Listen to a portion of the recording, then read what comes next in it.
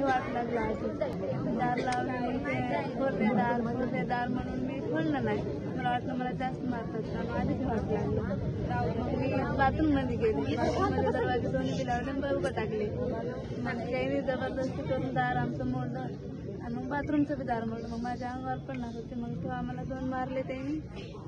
मग निघ बाहेर मला बाहेर. तुम्ही त्या पोलिसाला ओळखलं नाही? म्हणजे मला काहीच कळणार गेलं.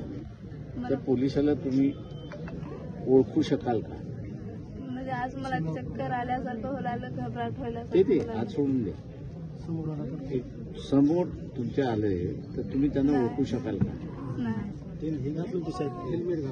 पूर्ण झाकून घेतली चेहरे पण दिसू दिले नाही म्हणजे त्याने ते घातले होते हे दगडफेक होते लागू नये म्हणून. त्याची प्लेट इथं असते का ती झाकल्या गेली, त्याच्यामुळे ते नाव वाचले आलं नाही.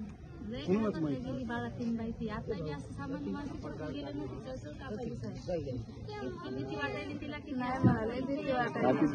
आले माझ्या लक्षात.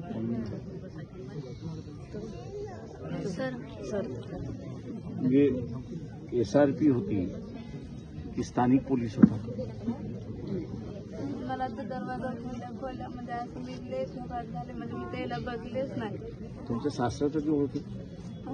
सासरा तरी ओळखी? मी बाथरूम मध्ये होते तेव्हा सासरा माझा उठून तिकडे घरामध्ये गेला, मधल्या रूम मध्ये.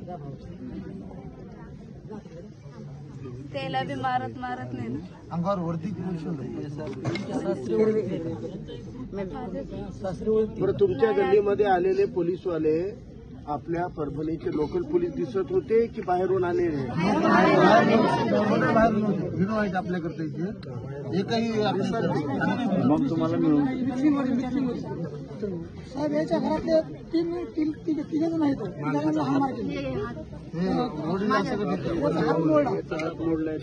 वडील आणि सेंट्रल जेल सरकार दवाखान्याचा नेलेला याचा हात मोडला.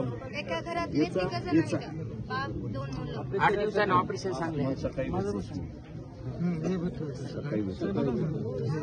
सर माझ्या सासूला ना, माझी सासू व्हिडिओ करत होती घरातून. एवढं तर मारलंय पूर्ण. त्या दिवशी तर बघूच वाटना गेलं, त्यांच्या हालतच बघू वाटना गेली माहितीये.